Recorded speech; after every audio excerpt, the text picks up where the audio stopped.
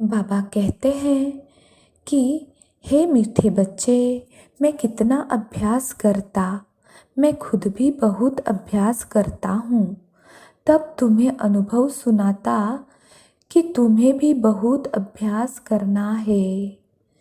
शिव बाबा तो अभ्यास नहीं करेगा, अभ्यास इस दादा को करना पड़ता।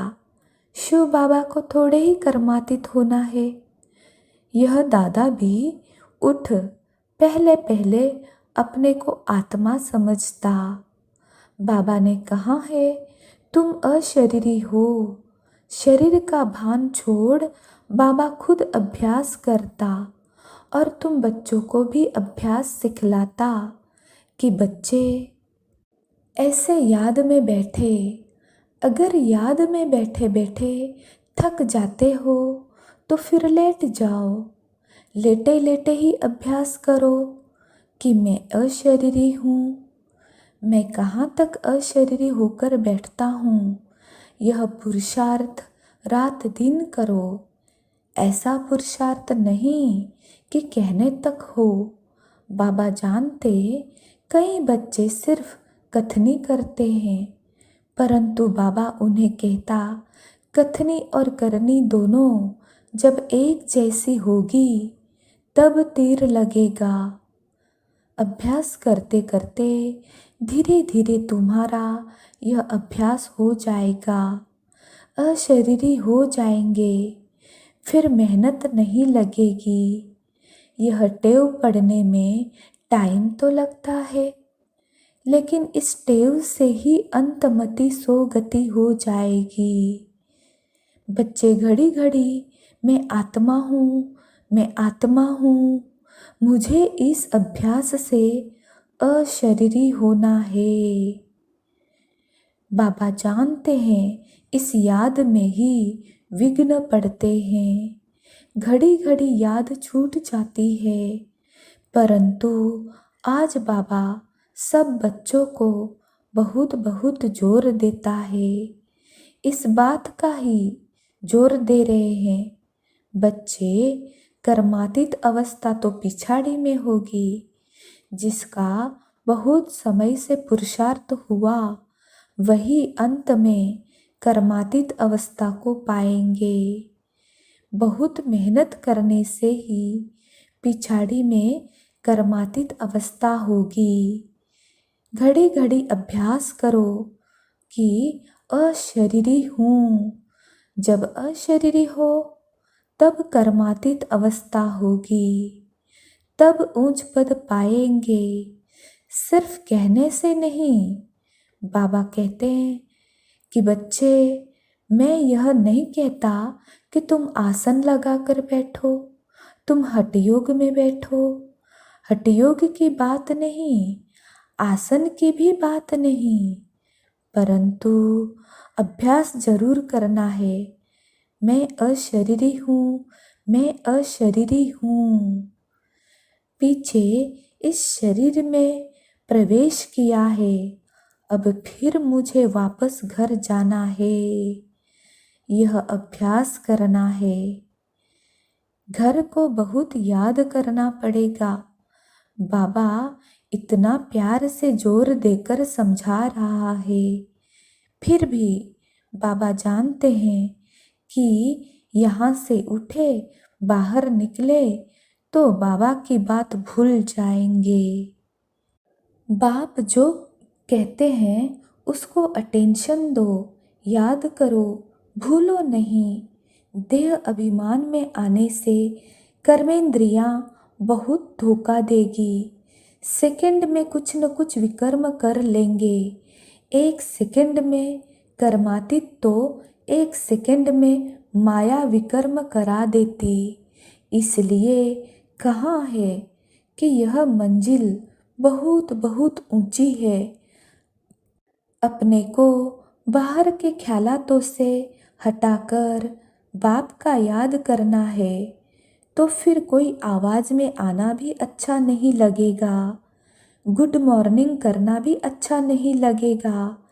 लाचारी आवाज़ में आए फिर आवाज़ से परे चले जाओ। कोई गुड मॉर्निंग करता है तो रिस्पॉन्स तो करना पड़ेगा, नीचे आना पड़ेगा। परंतु नीचे आए फिर ऊपर आने का अभ्यास चाहिए।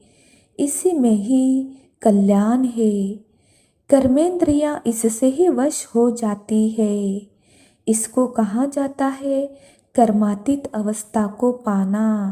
बाकी दिन में शरीर निर्वाह तो करना है, कर्म करने बिगर तो रहना नहीं है।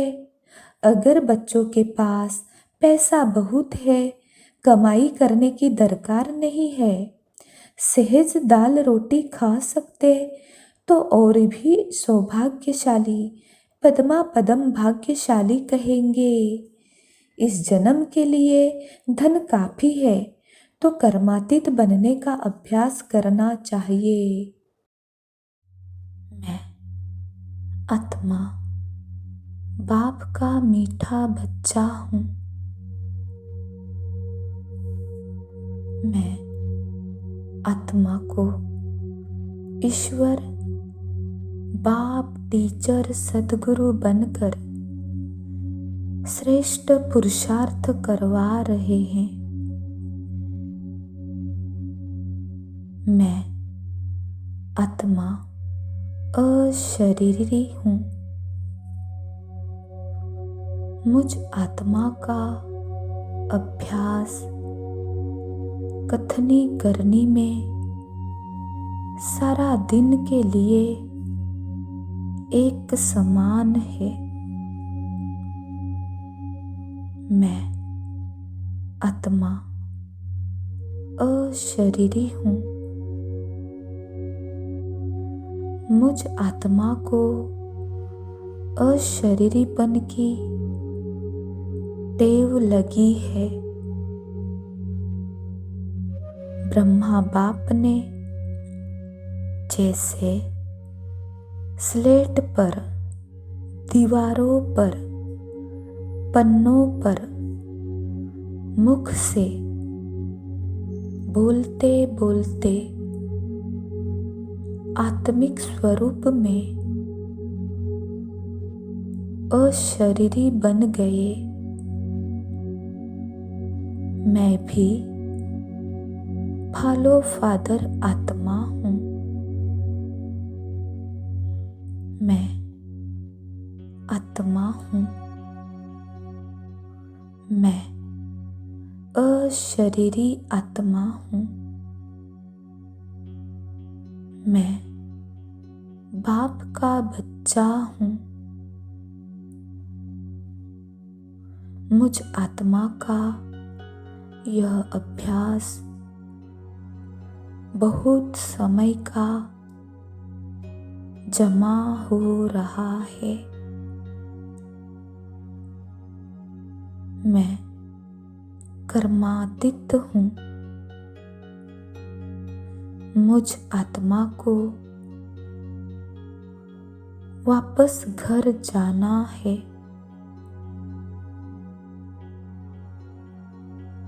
मैं अशरीरी हूँ।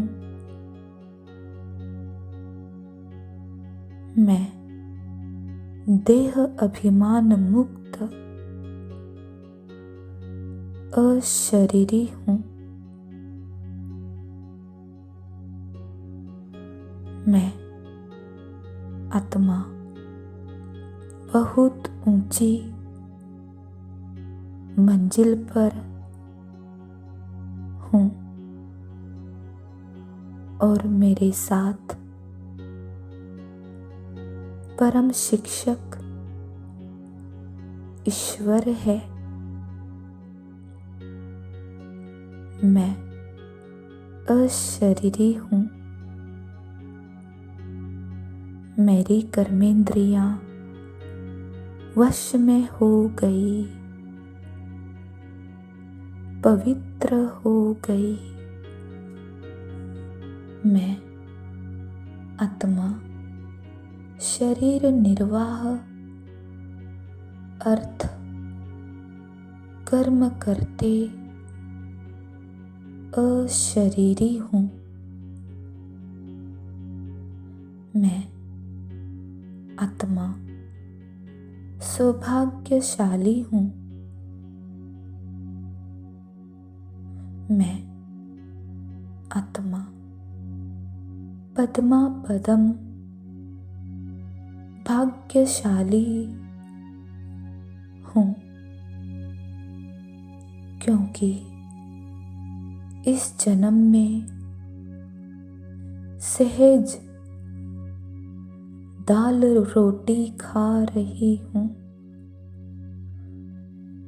धन भी काफी है। मैं आत्मा कर्मातीत हूँ। मैं आत्मा बाप का मीठा बच्चा हूँ। मैं आत्मा को ईश्वर बाप टीचर सद्गुरु बनकर श्रेष्ठ पुरुषार्थ करवा रहे हैं।